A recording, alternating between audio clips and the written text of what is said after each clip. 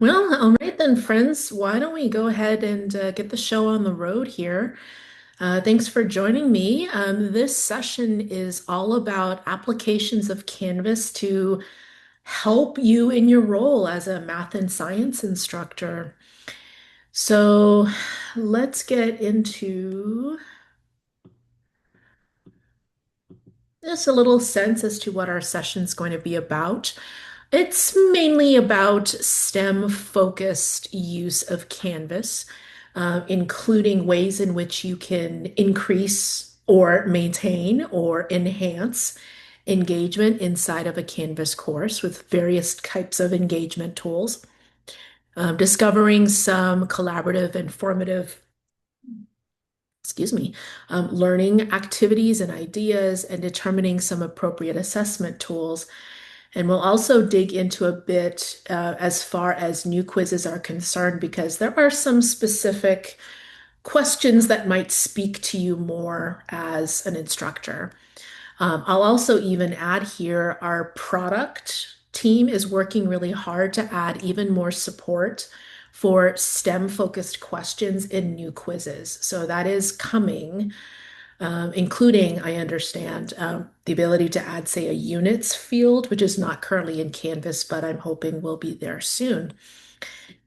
So let's get right into our session. And as I talk here, feel free to jump in and ask some questions, type questions there in the chat, and I'll do my best to pause at certain points and get those questions and comments addressed. Oh, it is one of my favorite sessions to deliver, and you're going to find that out. I was a chemistry instructor back in the day, and I have no doubt that's going to influence how this goes. So let's talk first about there's a feature inside of Canvas, specifically in discussions, that I think doesn't get enough love.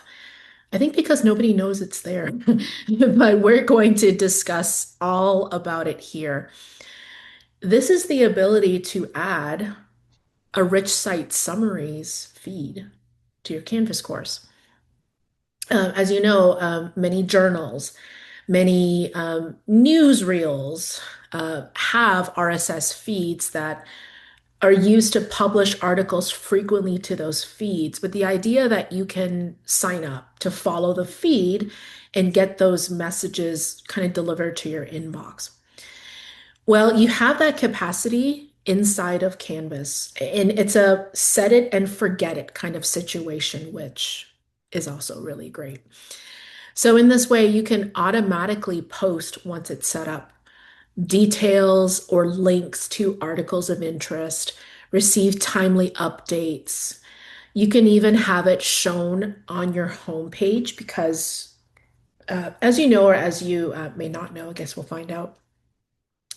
You can put your announcements at the top of your homepage, and since RSS feeds talks to announcements, those RSS blogs and news articles automatically appear there.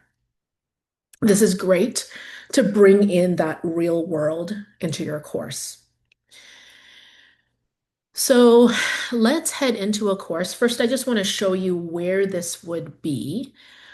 This is inside of my own Canvas, and right now I don't have it present up here. So first, I'm going to make sure that in the course settings of my course, that I do have announcements present at the top of my course homepage. So if you want that, go ahead and click Show Recent Announcements, and maybe a small number of those most recent announcements shown here, and then click Update Course Details. So that will ensure that those news articles will always appear right at the very top of that homepage.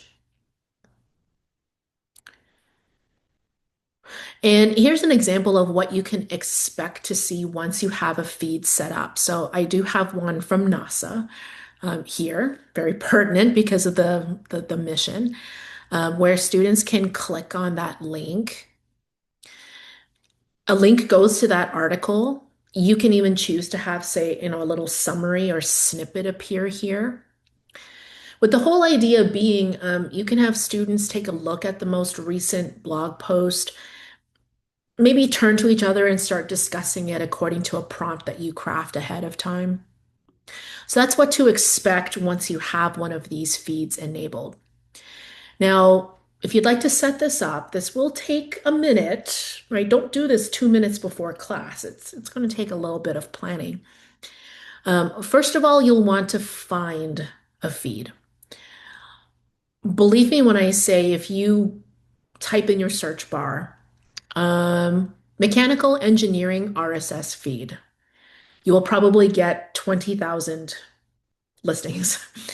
When I search for organic chemistry RSS feed, this is what I found. So I went ahead and I am looking at this feed, and you'll want to determine first what specific feeds you want to add to the course. I happen to like, for example, this organic reactions RSS feed. You don't have to click on the link necessarily, but you do have to grab it. So I'm going to go ahead and grab this one. I'm just going to right click here and just copy the address. You generally want to look for an XML format. And then I'll head on back into my course. Remember that that link has been copied, right? I'm going to go into my announcements here. So here's a list of all of those past RSS feeds from NASA, and I'm going to head on over to external feeds. So I click on that link there. I'll go ahead and click add external feed, and then I'll paste the URL right there. Now you have a choice to have the full article delivered. Fair warning, these articles can be quite long, so maybe that's not the best choice. I like truncated because you get a little snippet of that article, or you can just do link only. Now, if we're studying a particular aspect of organic synthesis in class, like esterification, I can click on only add posts with a specific phrase and then type esters, and then click on add feed. And it's not instant. So you'll want to maybe do this a couple of days before the class to make sure that you get some relevant articles delivered here. But it's not retroactive either. You know, this feed is very busy. It's had thousands of posts, I'm sure. It's not going to deliver all 50,000 previous posts. Just the posts that are made from this point forward will be added. You do also see here too, right? The number of posts that have been added from that feed. And here's where you'll have to do some testing because not all feeds are super active. I will share NASA is very active. And I noticed we have a couple of physics and astronomy folks here. So I will share with you the RSS feeds for NASA if you want to play with this inside of a sandbox. You can feel free. No, I'm live. I am live and alive in person delivering this. Or if you're asking, is the RSS feed live? Yes, in a sense. I mean, you get the articles pushed automatically to your announcements area. Uh, so in that sense, it's live. I don't know if it can deliver videos. That I've never been able to see though. You can click around inside of announcements and find out because I have some news articles here. Well, these look like regular written articles, not videos. Still, though, right, you can have these great news articles delivered to your course because it's set it and forget it. And if you find that a feed is just too busy, too much, you can just click on X to cancel the feed.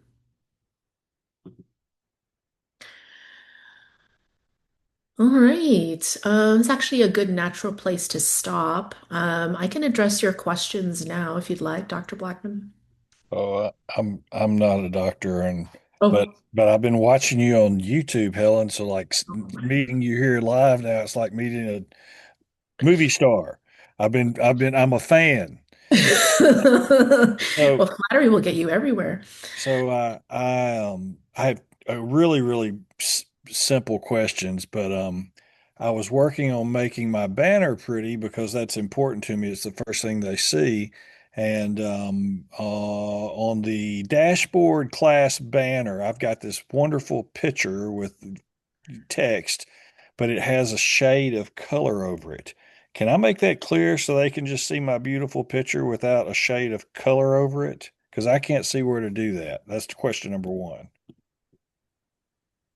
So you can, but it only changes it for you, Oh, for the student. never mind. So All anyway, right. it's here. But that's just for me.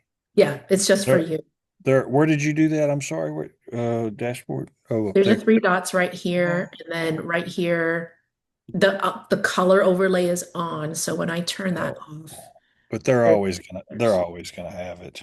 Yeah, unless they turn it off, right? Oh. Okay. Oh, I see. And they can turn it off. All right, so that's the external feeds tool. I hope that you find that helpful. I think it's great to have these real life news articles delivered to be, that touch point between the academics of your course and science and math and engineering and computer science happening out in the real world. And you can use these as prompts for the next feature we're about to talk about, which is discussions. And that's another great tool for engagement. I think we often think discussion boards are just for the humanities people. They're just for the social sciences people.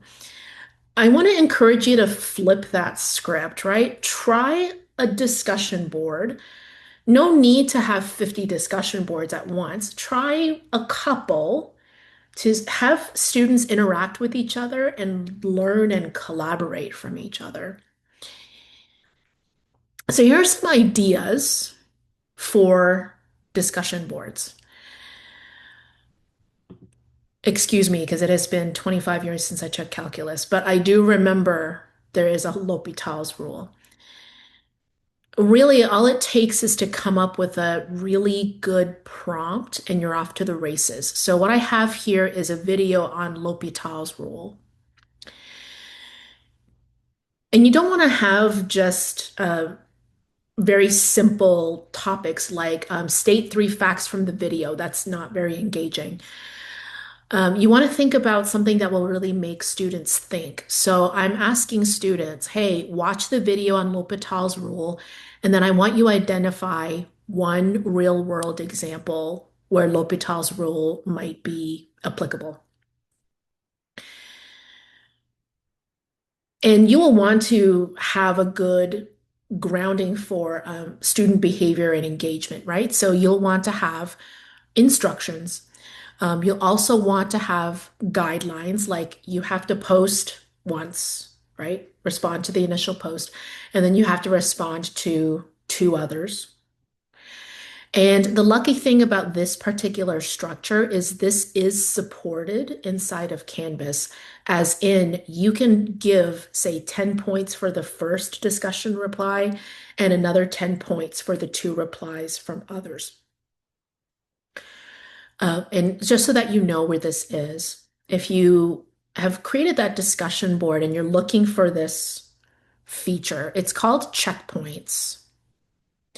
And you have to check off graded first and then click on assign graded checkpoints, which opens up some new settings here. And this is where you state, all right, your first reply is 10 points.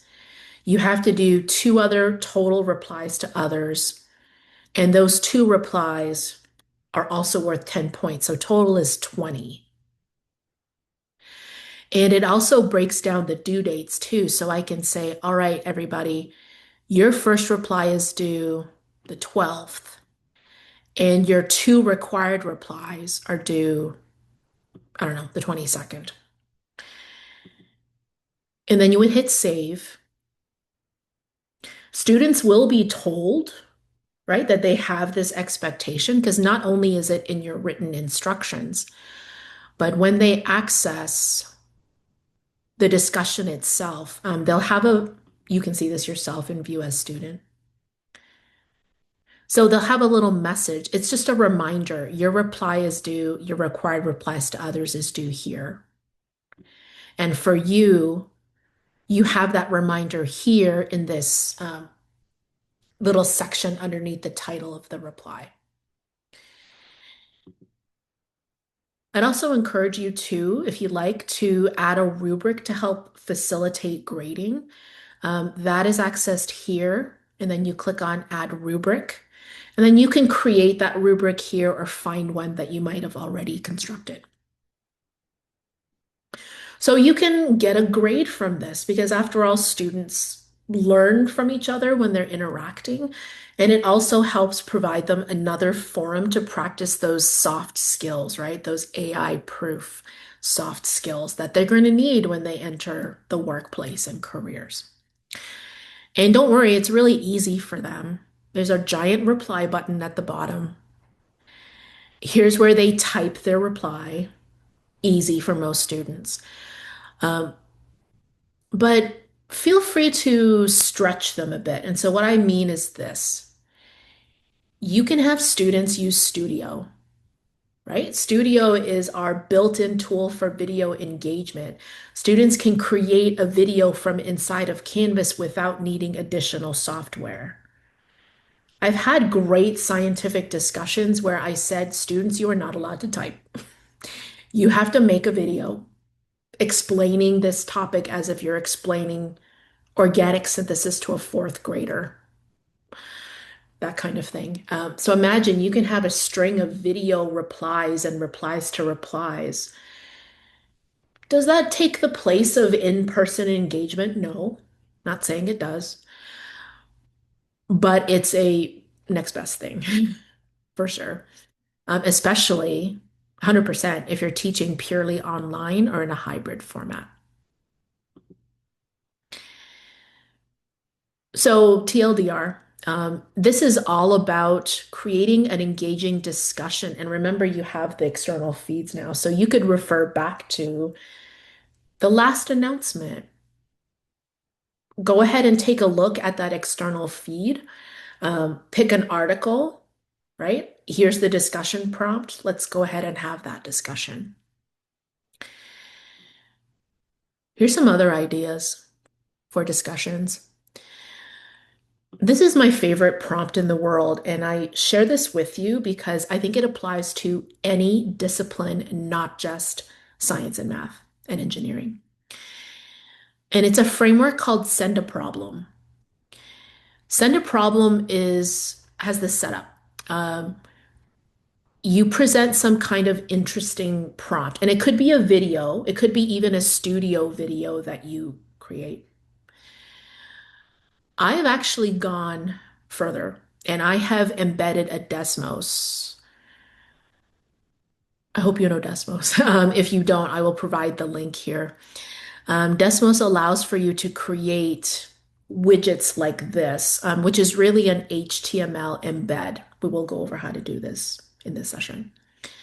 But it can be fully interacted with, right? I can zoom in, I can zoom out, I can modify any of these fields. So I have something engaging here. And Send a Problem asks students to write 3 questions for someone else to answer. So the first reply is write 3 questions. And then you have to answer somebody else's 3 challenging questions. That's Send a Problem. You can change the number of questions. You can make the questions have to be of a certain type. I leave that up to you. But it creates this self-propagating discussion experience where students are having to ask each other these questions and then answer them. And after all, if a student can ask a question, that means they have to understand the concept. So they themselves have to play with this in order to write those questions. So I give that to you as a kind of a built-in prompt that almost always works well with students. And I will show you how to embed things like this here shortly.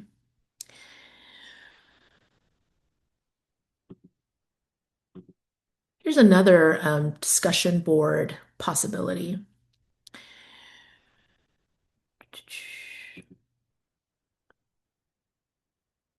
I don't have student replies here, but I will share this.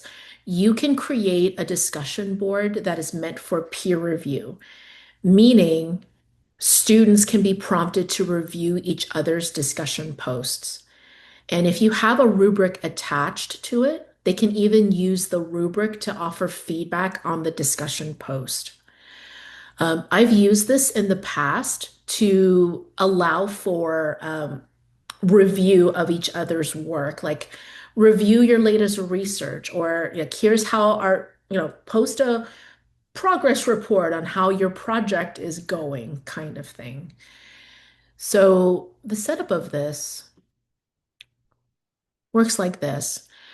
You will want to have it graded so that you can have the rubric enabled. And when you get close to the bottom here, you have a peer reviews function. So this is where you turn it on. You can have Canvas pick who gets to see whose work randomly, or you can be in charge of who gets to see whose work. Either way, you can see who gets to see the other person's discussion post. And if you choose automatic assign, meaning Canvas picks, tell Canvas how many discussion posts each student is reviewing, two, three, whatever the case is, and tell Canvas the date when that should be reviewed, which should be later than the due date. Because, oh, that's way too early. Because you want the reviews to be assigned after all discussion posts have been made initially. And then you hit save. So when students go and find the discussion board, you want to tell them, all right, your first reply is where you post a reflection or a photo of your work or a video where you're explaining your current research, whatever you want others to review. And then students will come here and they'll find links to the posts that they have to review. And then they use a rubric to do that feedback. Honestly, even if you didn't want to play with this feature, and that's okay if you're not feeling like that's what you want to do, you don't have to turn on peer review to use a discussion board for peer review. You could simply have a regular discussion board where students are posting their current progress on their lab project, and then simply ask in the instructions, hey, read someone else's review of their work and provide them, two positive comments and two constructive comments. You don't need to turn on peer review for that.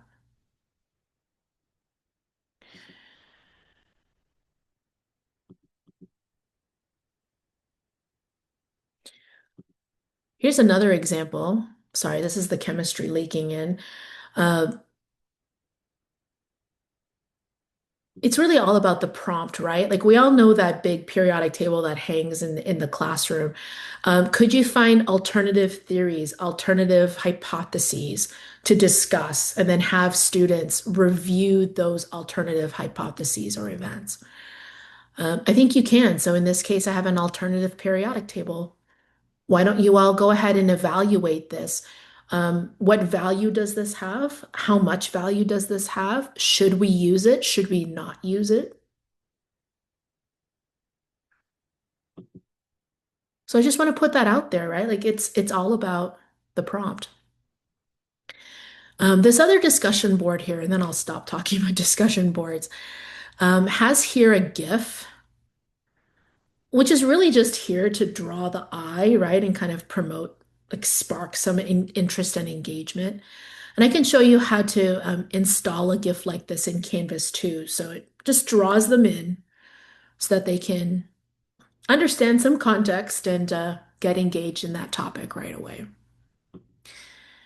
So I 100% believe you can have an asynchronous discussion board alongside the rest of your in-person instruction. We just want to make sure that the prompt that we're providing is complex, is real world, has students solve problems or engage in solving problems. So let me pause here and just see if you've got any questions about discussion boards. All right, then. We can go ahead and move on.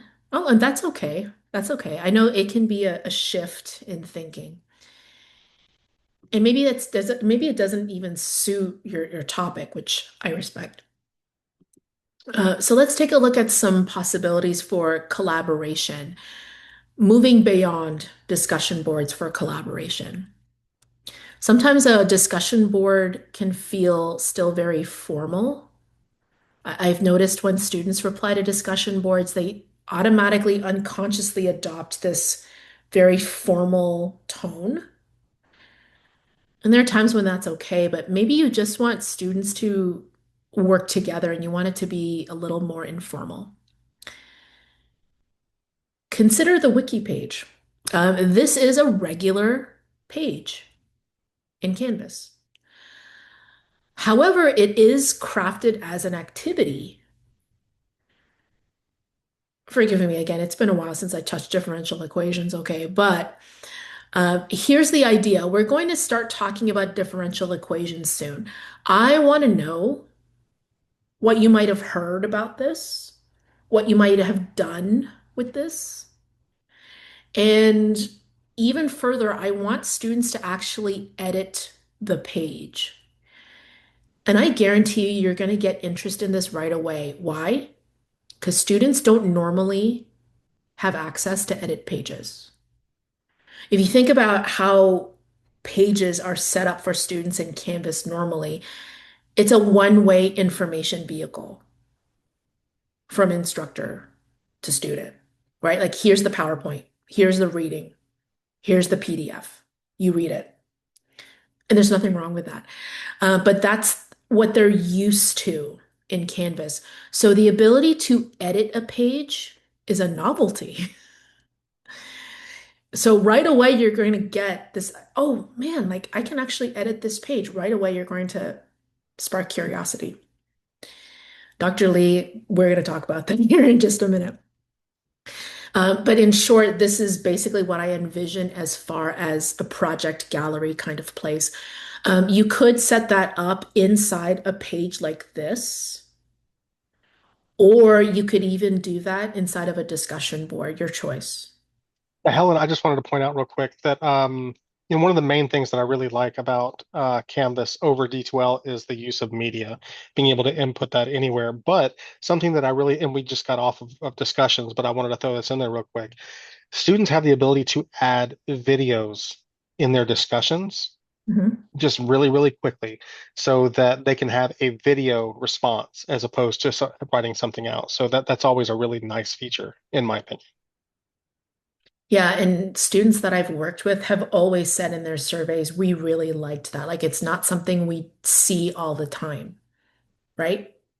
Use that novelty piece. And they watch those videos over and over. I've seen them. So here's this option for editing a page altogether. So you write out your prompt. In this case, it takes the form of a KWL chart. So I create the spaces where I want students to actually type. And then right here, you want to check off add to student to do. This places it on their to-do list. So they have a deadline at least. And you want to check off here in this drop down. Users allowed to edit are both teachers and students. Normally, this says only teachers. So that's why you have to change that. Now, there are some management considerations, and one thing you do have to know, management considerations. I don't think I would do this with a very large class, um, with hundreds of students. So that freshman biology class of 700, no, I don't think that's going to work. Uh, Maybe for a smaller class, right? Like an upper level class, a graduate class. Maybe you just have a few students because that's how it happened. Um, because you're going to find when multiple students are on the same page like this, that they might be inadvertently typing over each other. I've had some success with having students use, say, a different color so that I can tell who gets to see whose work. So here's how that looks from that student side. Here's edit. And so this student can go on in and type whatever they want to type, and then they hit save. And if you want to know, hey, Helen, is there a log of when all these changes are made? There is. So right here in the three dots of the page, you have a view page history. And this is where you can see all of those times when you hit save or when people hit save. So I can see the page at that point in time, or at that point in time, or at that point in time. And if somebody did type over somebody else, you can restore that page. You would just click on, oh, not here. You would just click on a link that should appear here called Restore this revision. And to speak to Dr. Lee's point here, here's an example of an editable page. We call it a wiki page for a geology walk. And so I envision this could be that project gallery kind of place where they can display their projects. Um, you could even set up the page in advance for them with their names, like, Sarah, put your code here. Jimmy, put your code here. Karen, put your code here, so they know where to put their code. And that could be a link, right, to their OneDrive.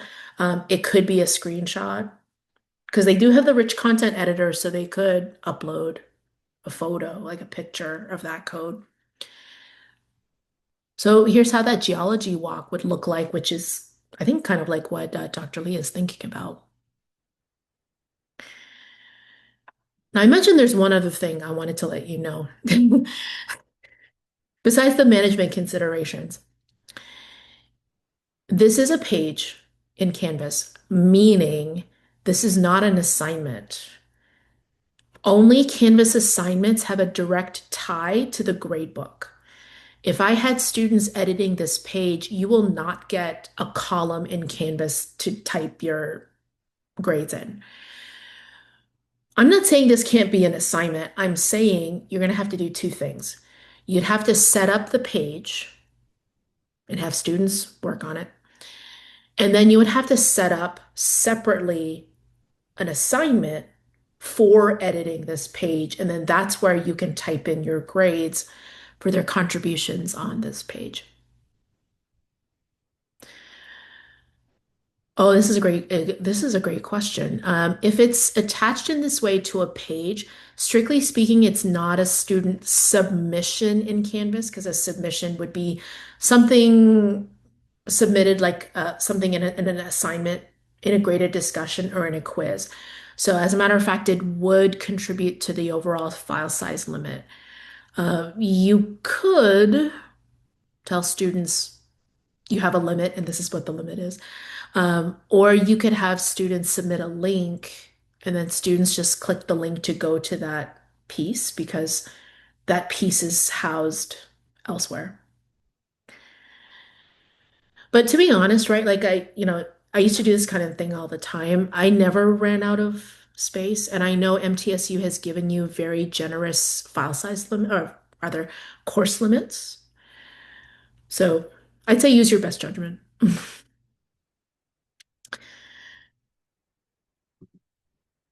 All right, so that's the wiki page option. Let's talk about embedded content. Here's what I mean by embedded content. You saw this discussion board previously. Helen, can I get access to this kind of material so that I can put it inside of Canvas to be part of a great discussion prompt, a wiki page even, have students play with it? And the answer is yes.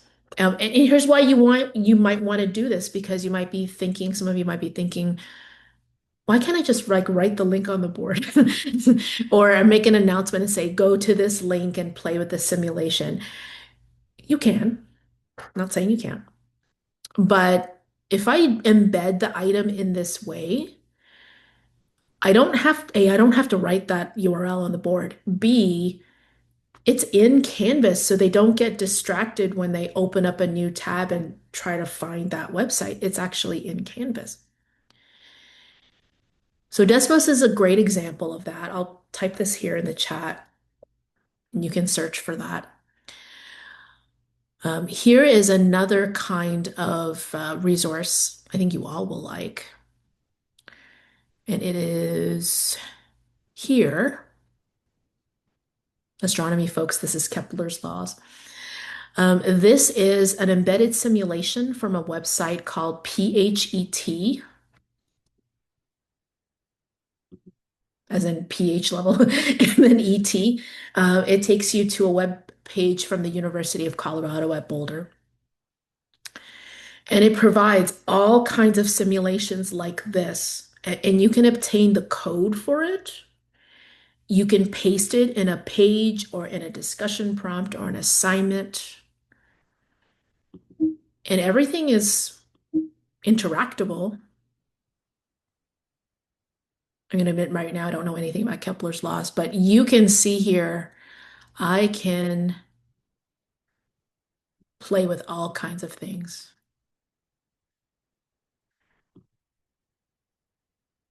right? Isn't that interesting? You'll want to give students clear directions, right? Because you don't want them to get lost in the simulation. For example, only look at the third law and not for other things. And then once they've played with the simulation, maybe they do something for you. So in this case, they're editing a page with their reflections and what they found after they played with the simulation. But again, you could equally make this part of a quiz question, an assignment, directions, a discussion prompt. So I'm going to go ahead and share with you here the link. Let me clean this up here. But it is phet.colorado.edu. And it has math simulations here too. I feel like I have not mentioned math so much yet. So let me go ahead and talk math for the next little bit. You want to do some searching because not everything is applicable to you. Mm. Ooh, oh, that's a physics thing. Vector addition. Oh, here's probability, unit rates, proportions, trig tour, perhaps. Let's do this. So pick a simulation. You want to play with it yourself, right? So click on it and do what you got to do. If you become a member, and I think it's free, by the way, you can obtain resources like teaching materials, activities. And if you do want this to be part of your course, you're going to need to grab what we call the embed code. Now, the embed code for PhET looks like this. So you want to look for this symbol here. Click on it, and then you want to copy all of this code to your clipboard. Now, once you have it, you're going to go back to Canvas, and I'm going to set up a page here. So here's a good review of modules. I'm going to click on plus. You know what? Let's make an assignment because this is going to be part of the assignment prompt.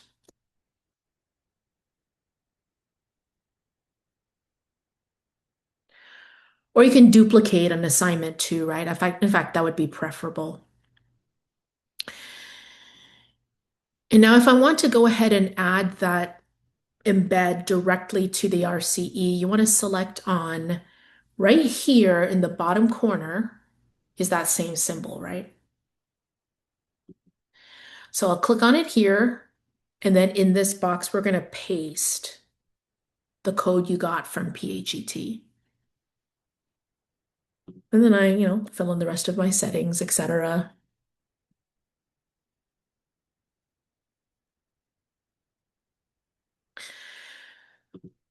So now when I save it, there's my simulation and everything works. So if you pair something really engaging like this with a really good assignment or discussion prompt or quiz question, I think you can have some really powerful student experiences happening. I know because I've seen it. And that, in short, is how you embed content. That's how I got the Desmos into the page. That's how I got this into this page. So let me pause here and see if you've got any questions for me.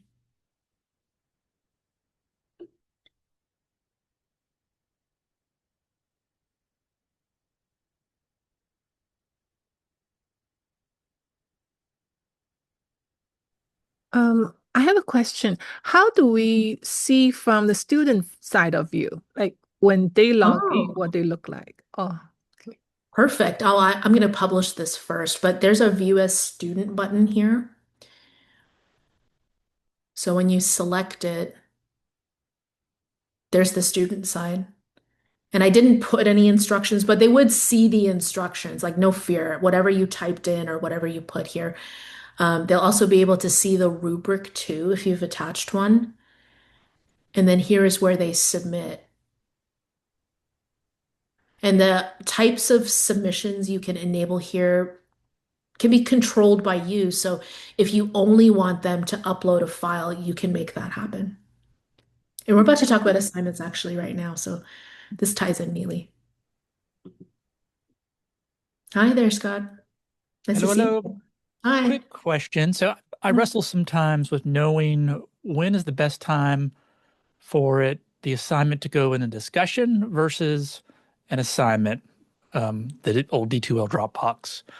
Mhm. I have some students that are creating it's a statistics class and it's an online statistics class, and I'm having them do a video of their statistical analysis.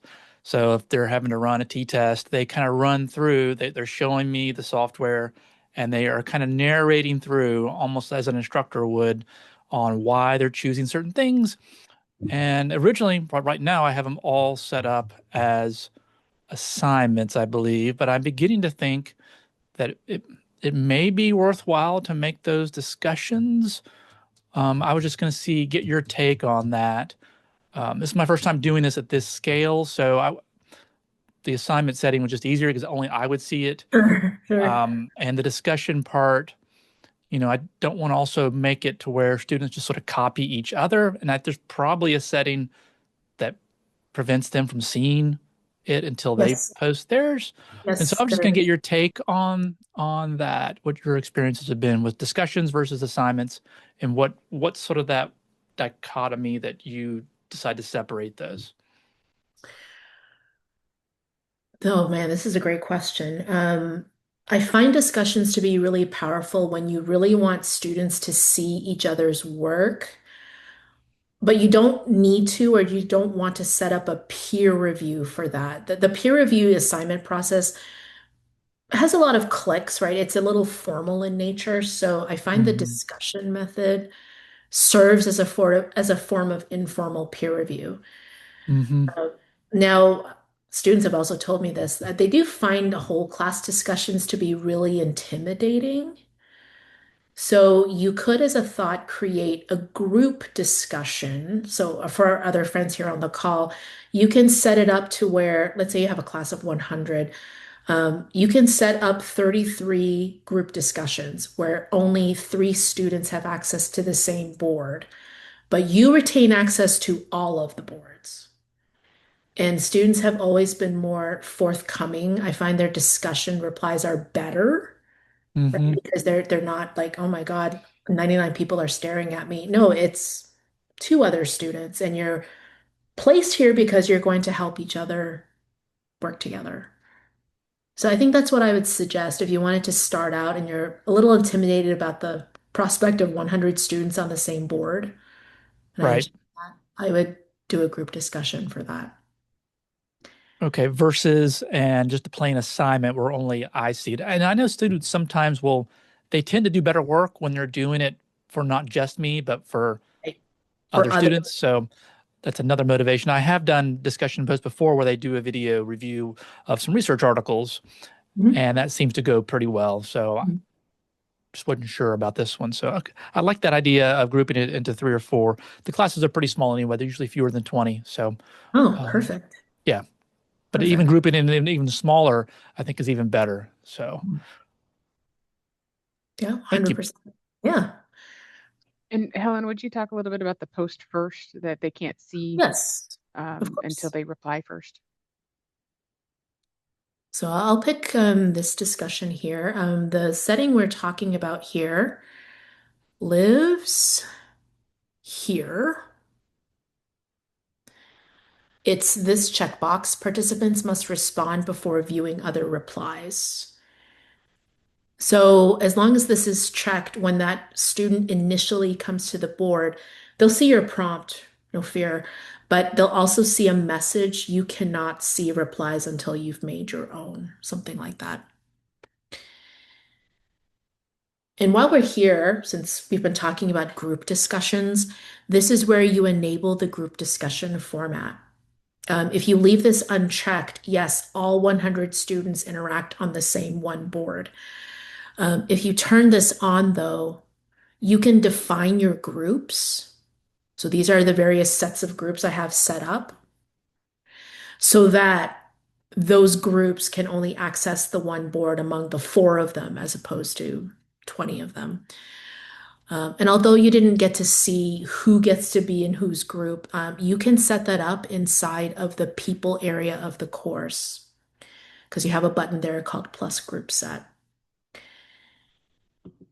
We do have some recordings at this point, I think more than one, of the group work training. So you might want to check that recording out if you want more information about setting up groups. Yeah, no worries. Thanks for coming. All right, well, let's head into assignments next since we're thinking about assignments. Not everything has to be a discussion, right?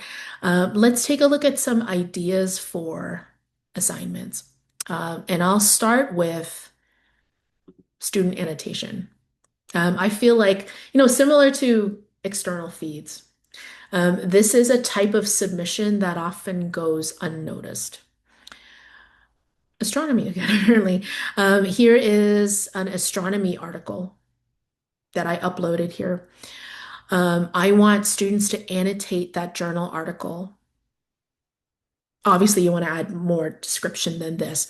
The idea being they'll get to see that PDF of the article, but they can write directly on top of it. So they can circle, they can type, they can highlight and add notes. You also see here a little direction. You may either use the student annotation option, which I'm about to show you, or you can annotate the file in the student app. I can probably estimate at any given time, 99% of my students were on the app, more than they were on their laptops. If they're using the student app, they can download the file from a link here, which you should provide. They can mark it up and then they can submit it through file upload. And the student app makes that easy. So my suggestion really is, right? Keep in mind your students are not always going to be on their laptops. And as a matter of fact, they most likely won't be. So provide the student annotation option that you're going to see here in a second, but also realize people using the app can just download the file, mark it up, and submit it. So here's that saved assignment. Oh, excuse me. Here's the setup. So here under submission type, choose online, choose student annotation, but you also want to allow file uploads to support those student app students. And the rest of your settings here are just as how you would expect. So here's how this looks from the student side of things. So here's that view of that assignment. Here's the directions. And if you added a simulation, if you added a video, if you added a embedded document, it would appear here too. Here are the options I turned on. So annotation and upload. So here's how annotation looks. And this will take a minute. It's a big article. But from here, yeah, here it is. But from here, I have marker tools. I can highlight.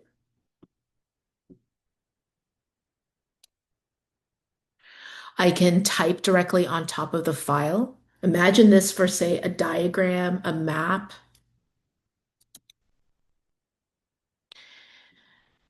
Strike through is here. There's even a freehand tool. Again, great for dot drawings and maps.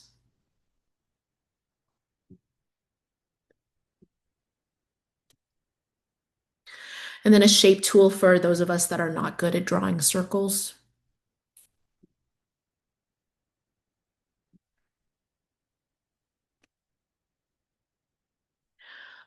Computer science example, like I was once working with an instructor that had their students composing code, right? So they would upload some code here that had a number of mistakes in the code. And he said, hey, why don't you go ahead and find the mistakes and tell me how you would fix these mistakes?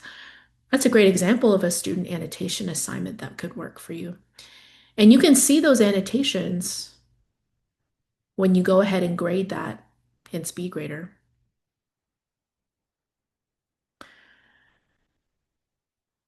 And if you have a rubric attached, you can use that rubric to grade the annotations too.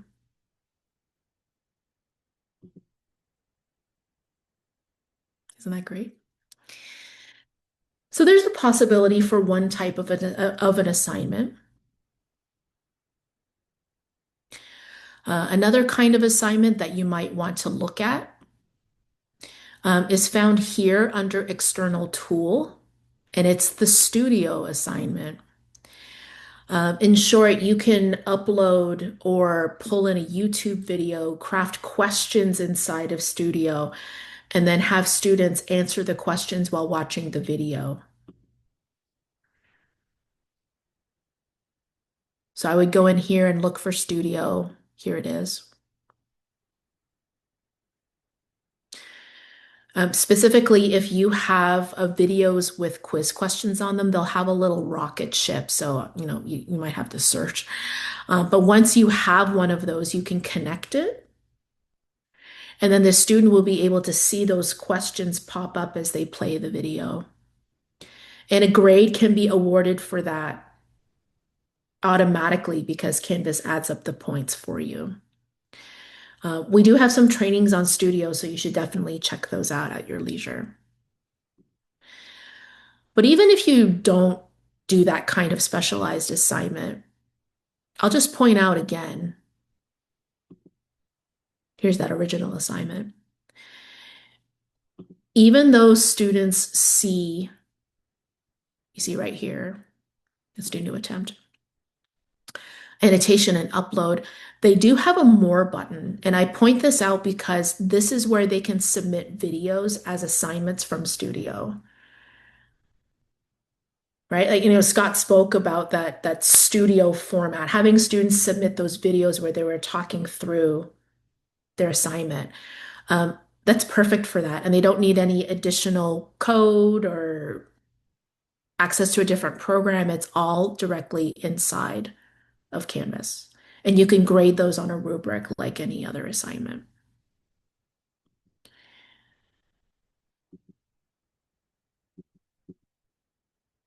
All right, so that's the student annotation type. Speaking of studio videos, here's an example of what I mean by students submitting video. If you remember your chemistry, you remember titration. It was always a struggle for me, like walking around my lab trying to catch students doing that technique. And if you know anything about that technique, you know it's very detailed and slow at times. And I needed to be sure that they could perform the titration. But it was a lot for me to walk around and just see if I can just catch every single student doing it right. So instead, I created an assignment for that. This one's a regular media assignment, but you could do this in studio too. So here I'm having lab partners record their titration technique and then submitting that. And then you can assess the technique on a rubric at a later date. And I think this is something that could apply to, again, any of our fields here in math and science.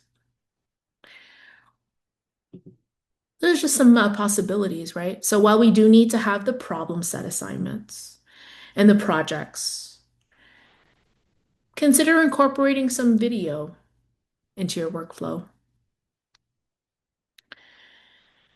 So let me pause here and see if you have any questions before we move on to assessments.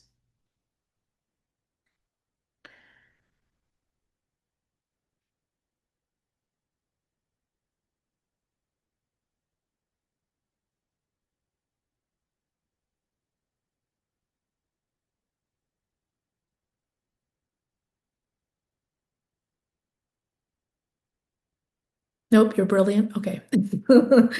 Well, let's get into the last part of our session here today, and it's kind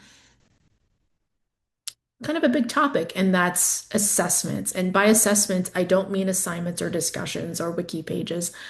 I do mean quizzes.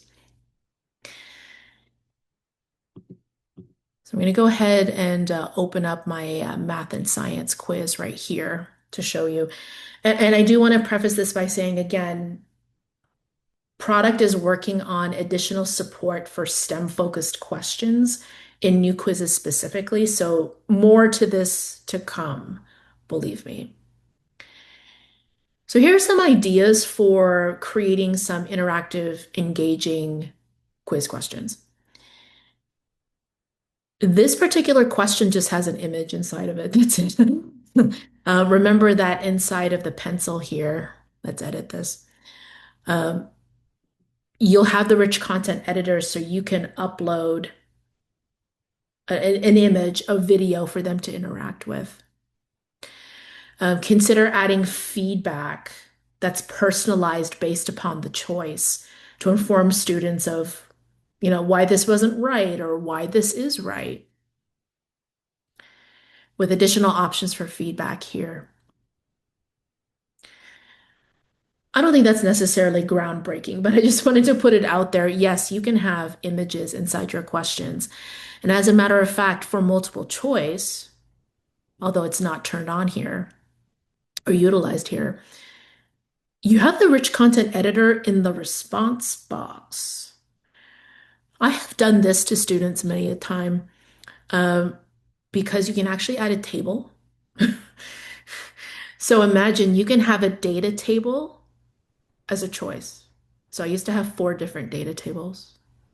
Choose the correct data table that fits this criteria. Just putting that out there. You can also add images. There's links, there's documents, there's Studio, there's Microsoft. So you can make each choice very interesting. Imagine you can have images as choices.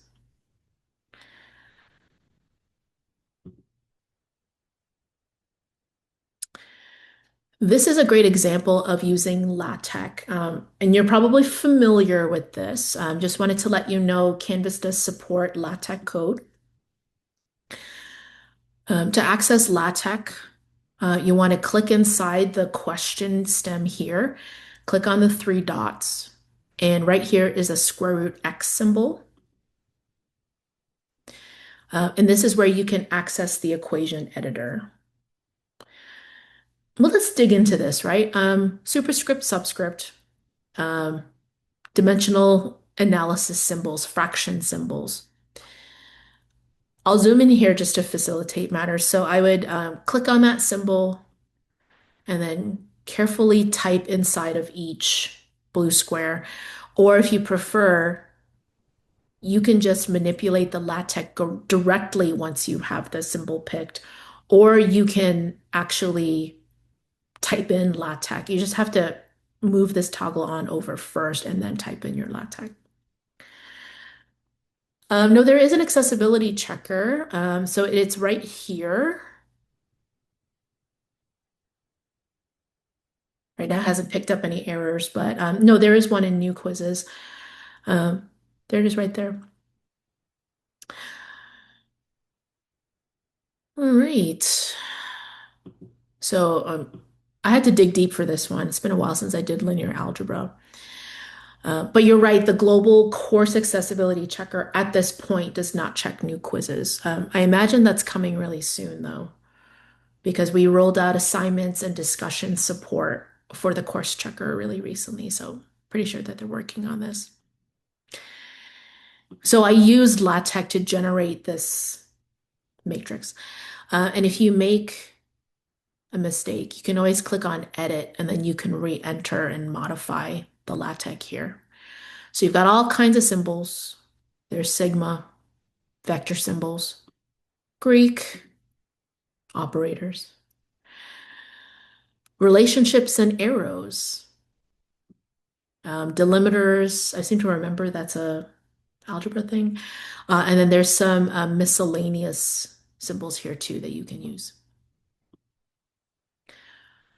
And if students are taught, by the way, like they can also use LaTeX to enter in their responses to say essay questions. So you could have an essay question and say, put your answer, what is the correct expression? Use LaTeX to go ahead and enter it. And they can do that. Other possibilities. Here's an example of a multiple answer question where images are choices. So you see, it could be really interesting. And right here is a type of question that is very interactive, but it does come with a couple of catches. This is the hotspot type.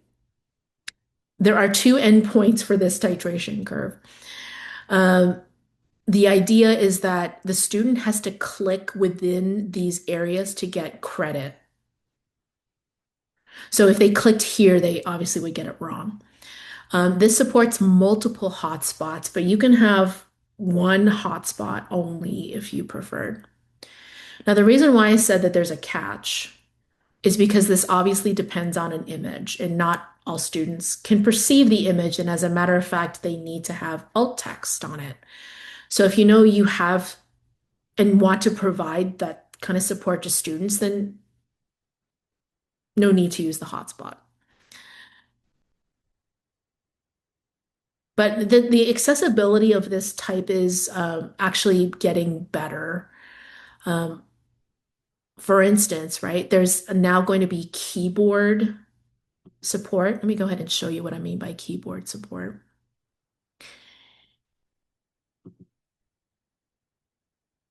So here we are in that student view.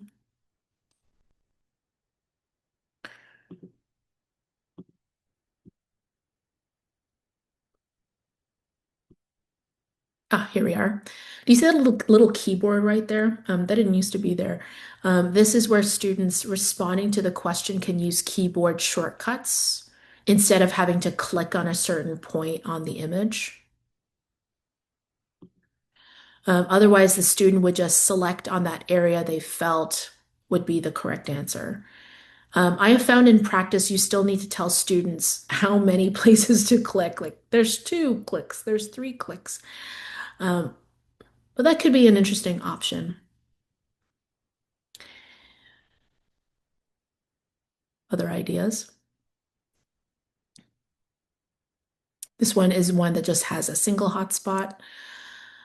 Here's an example of data tables as answer choices. Here's an ordering example. So we're having to order these in order of decreasing melting point. This is the correct answer. Now, when the student receives this, they'll see these all mixed up, and so they actually have to move the cards around to reorder them. So here's what that looks like from the student side. In fact, we'll stay in student view for this.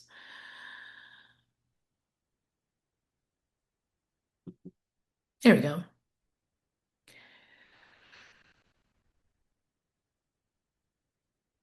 Mhm.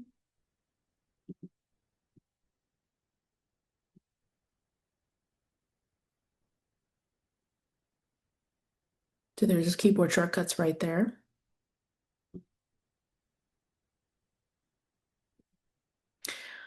Here we go.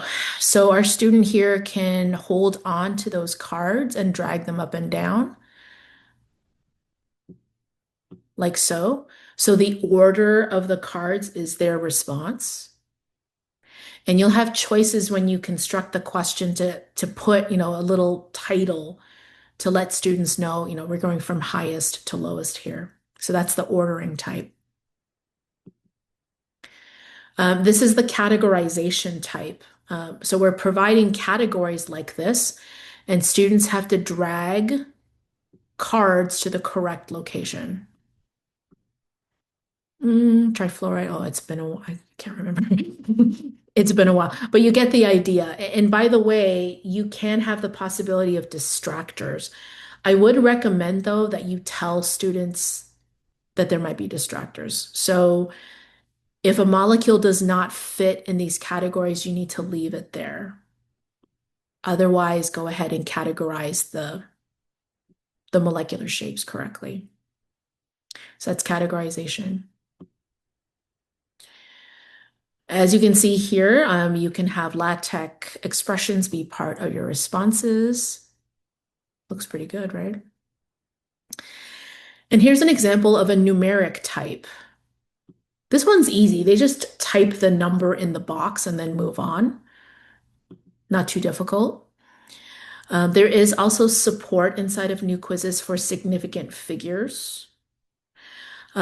And here is where we are working on this. Units are important. I know they're but it does not support including the unit with the answer. So if they typed in the correct number and they put in the unit, it would still be marked incorrect currently. If I did want to enforce that students have to put units, you could do this option. You can have this question, just put the number here.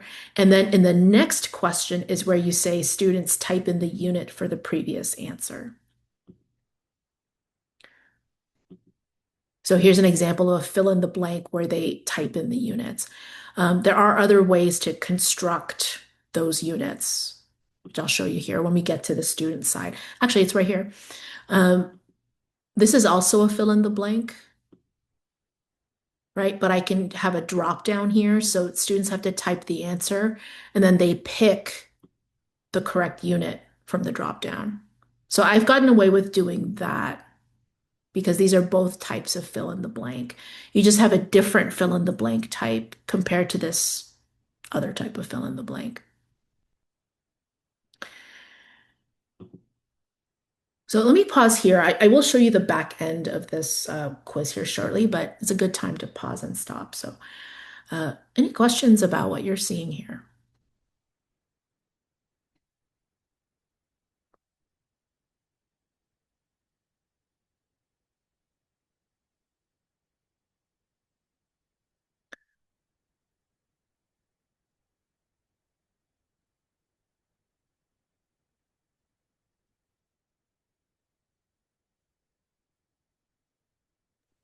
So when we migrate from D to L, if the old quiz has pictures in it, they will automatically all be migrated into the new one, right?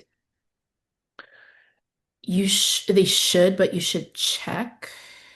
I know the experience has been mixed, right? Okay.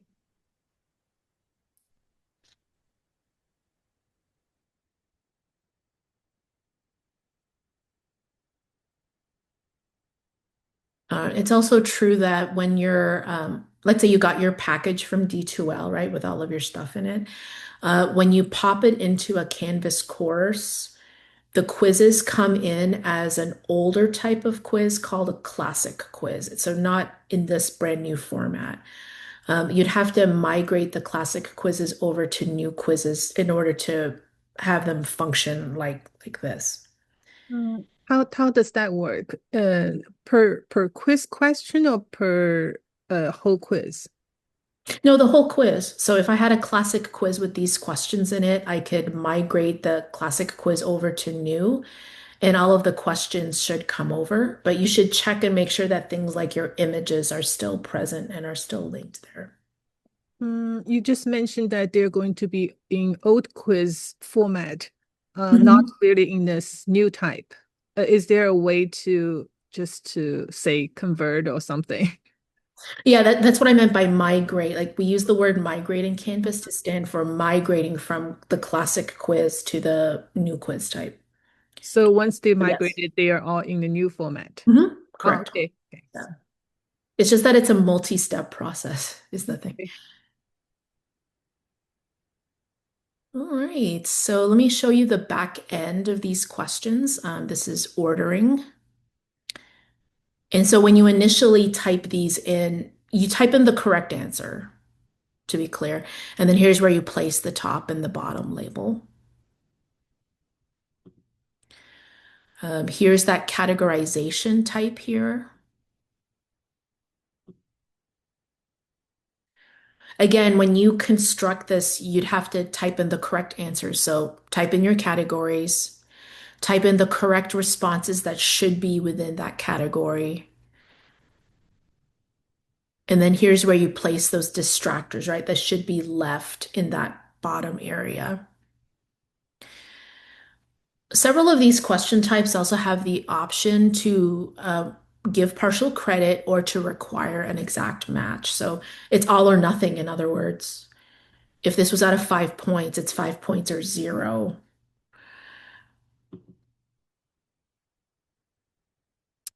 Here is that numeric question, just so you see that. And I could have used LaTeX for this, I just didn't. But here is a peek into the requirements, right? The answer is just three, like 3 moles. But in the drop down here, you can allow for a margin of error, like plus or minus, even down to the type of precision. So percent error or absolute error. You can also allow for responses within a certain range, like I know not appropriate to this question, but I'm going to accept a range between 2.5 and 3.2. So you can type that in. Or indicate a precise response. Correct answer goes here. And then here's where you indicate the level of precision. And you can even choose here significant digits or decimal places. So as you can see, there's a lot hiding under this numeric question here. Oh, answer was 3. All right. Here's that numerical answer with precision here.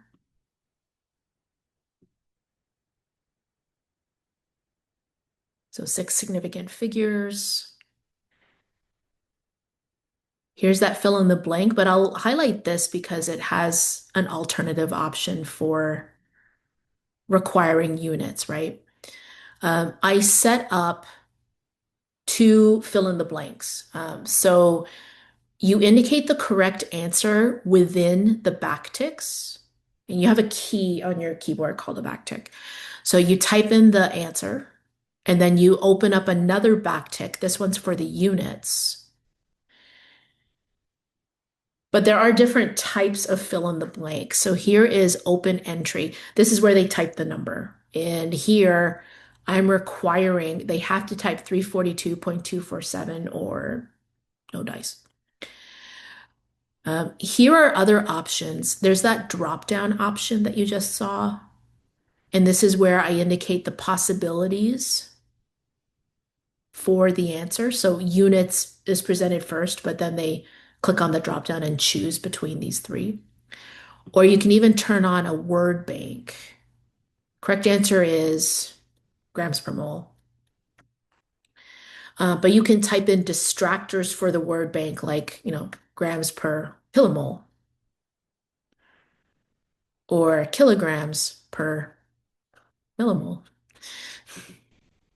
And it ends up that the student has to drag a card to indicate that correct unit. So here's what that looks like if you wanted to see the drop down, the word bank rather. See right there?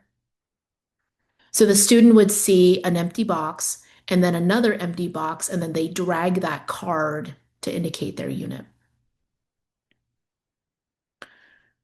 Fun, right? All right, other choices here. This is another numeric. So this one has accepting answers within a range. And then right here is a formula question. My favorite. As long as your formula is relatively simple, you can have a situation where you type in a variable. So here's the variable, right? It's the X in the backticks here.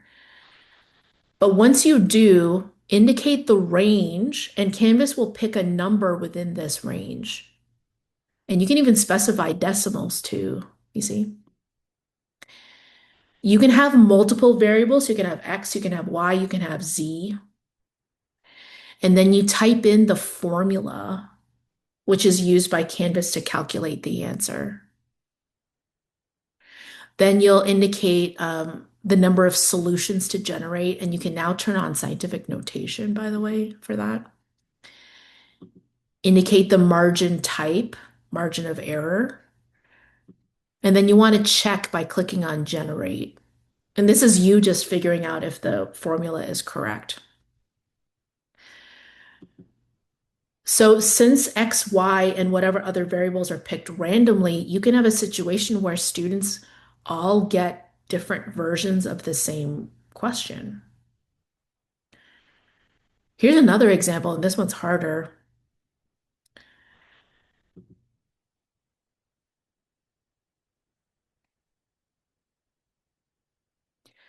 So right here, here's where the X and the Y are.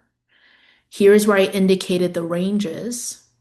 Students would see that number of decimal places, formula definition, generate a certain number of solutions, and this is where you just kind of check to see whether they're acceptable. So that again, look at all these different combinations. You can have students get a different set of numbers for every submission attempt. It's great.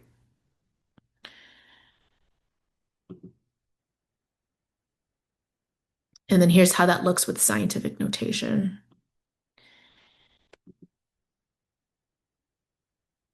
So same setup, right?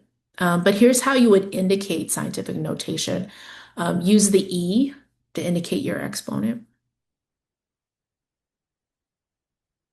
And it works. So there's our responses here with the scientific notation.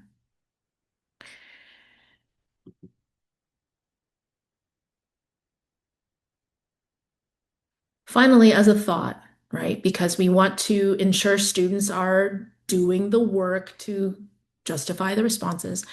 Feel free to make use of the file upload option. So this is where students have to upload their Scratch work as proof that they have worked this out. And then you can view that upload of that Scratch work here, rather in a SpeedGrader. So there's a lot you can do. And again, product is working on more question types, better ways to enhance the experience. So keep an eye out. Any questions? I know this is quite a bit, so let's take a minute and think about it.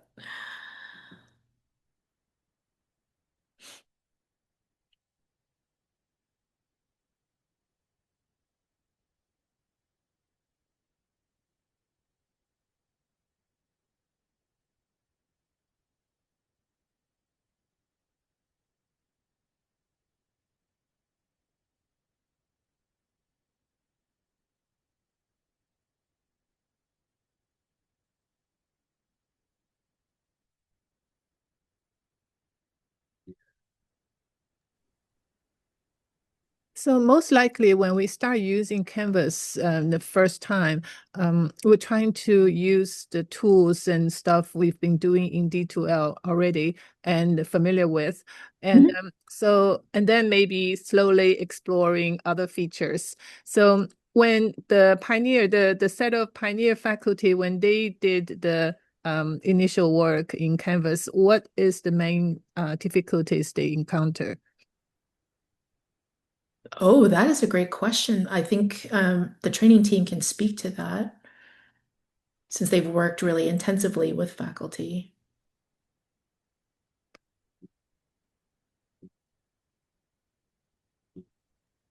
I would say one of the biggest things that they found was the quizzes, getting used to, the migration, everything over, um, going from the new quizzes to the old quizzes and figuring out the functionality of it.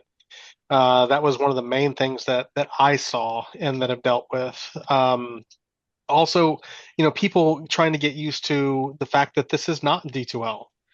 So when you first, start designing the course, it's going to look different. And, people, not knowing where everything is right at the beginning. I mean, it just takes time to kind of get used to. Karen, what do you guys think? I'll say Um, one of the, oh, go ahead, Hemi. oh, I was just gonna add to Jimmy's point about the quizzes. If you use question library in D2L, when it gets transferred to Canvas, it can be, you might need to make some change. It's like a hit or miss situation. Sometimes it gets transferred successfully. Sometimes you need to convert your question library to item banks. So it's a hit or miss situation. And if you have problem with your quizzes or item banks, just let us know and we will help you go through that. Karen, go ahead. Yeah. Just again, one of the things that most people that I worked with have had a little bit more trouble. I don't know if that trouble is the right word, but just experience some challenges with is the organization under modules and how the modules area works similar but still differently than D2L modules.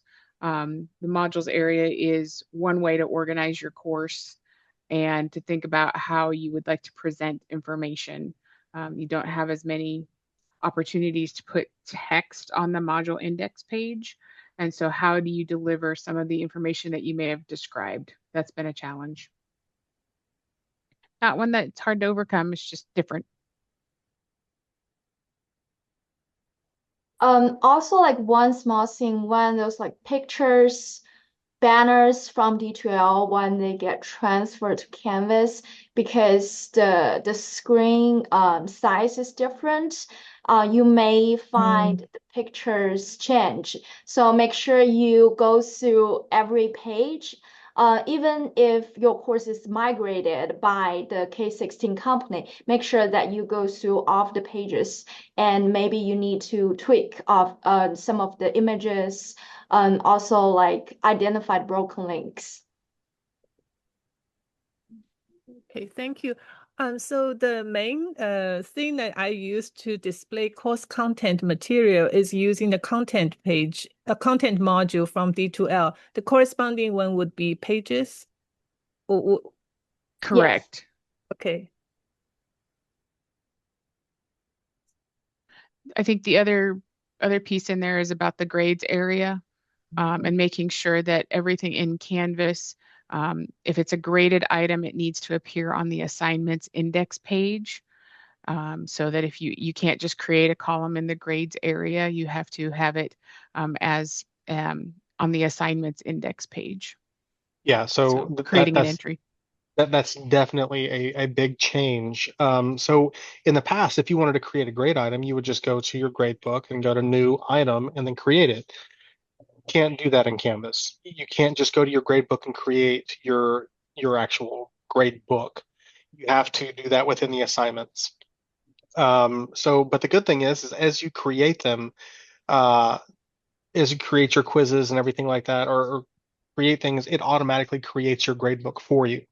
So if you create a new quiz, it creates the grade items for you. You don't have to go, it's not two separate actions. Mm. Is it possible to show an example? What does it mean by create a new grade, but it doesn't show up in their stuff? Like how to make it show up on the student side? Well, so as you create things within the assignments, your students will be able to see it in the grade book. So you don't have to create something different for the students to see. Your students will still see, like if you, Helen, do me a favor, go to grades. Maybe I'll pick a different course for that. But yeah, we can go to grades for sure.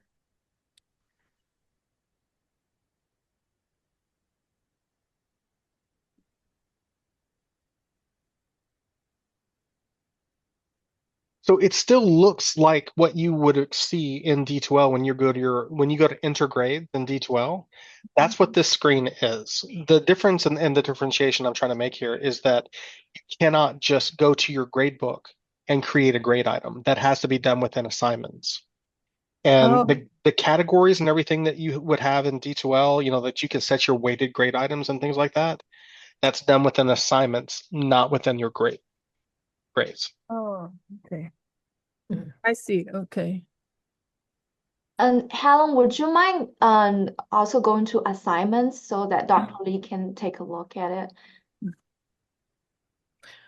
So here's what I mean, or here's what we mean by this tie between assignments and grades. Let me switch this view actually. So you saw me quickly change this to default order, right? Like, how does Canvas normally display the columns? Keep an eye on this 1.7 assignment. If I go to the assignments index here,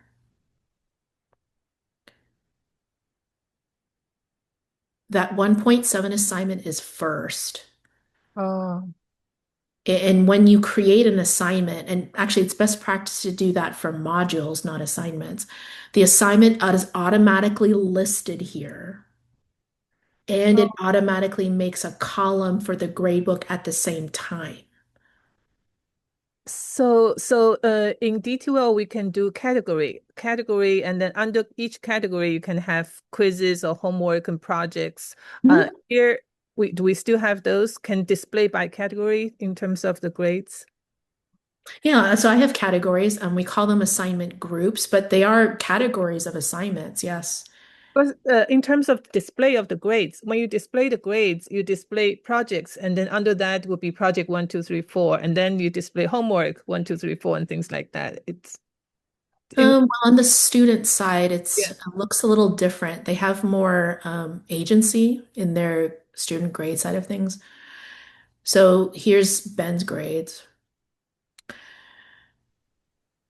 So they can rearrange their grades list in different ways. So example, by due date or by name okay, or by module, but it's not necessarily listed. Like it doesn't say, for example, assignments and then the assignments and then projects and the assignments, but the categories are actually at the bottom.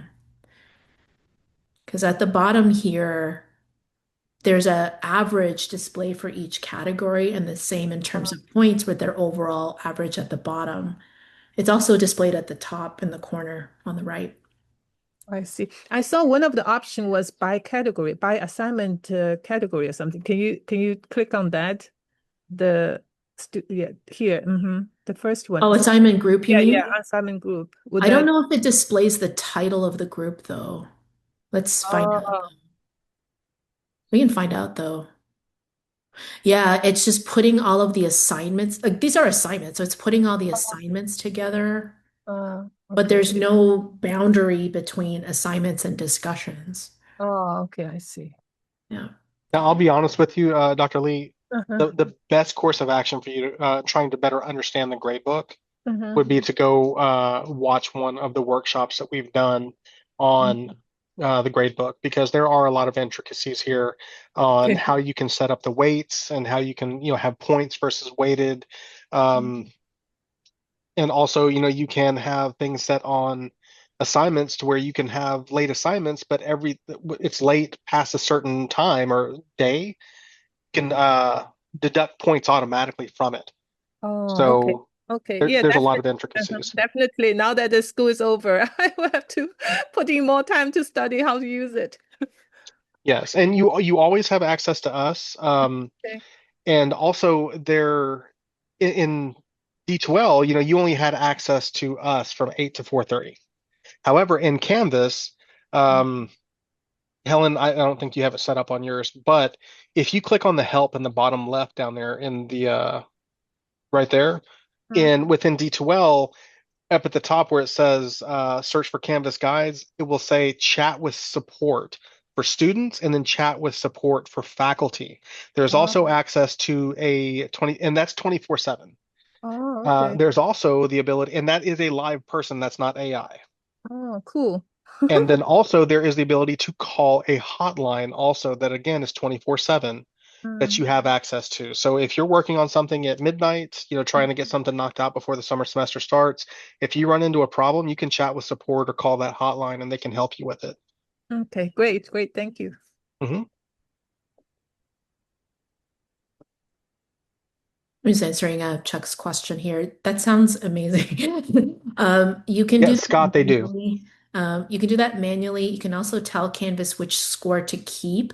So you don't have to keep the highest score out of all of their attempts. You could actually pick the lowest score. Um, but I don't believe there's for example, an automated way to do that. That's mean, Helen. Why would you tell people that? I'm positive you can find a way to make that happen, but there's not an automated, quick way to do that, is what I'm trying to say. Thank you. All right, friends, I actually have to run. So, math and science folks, thanks so much for having me. I miss it so much, actually. But I hope that you found this helpful for you. Thanks so much for everything that you do for students. And I want to make sure you get the special math and science badge. 1 minute.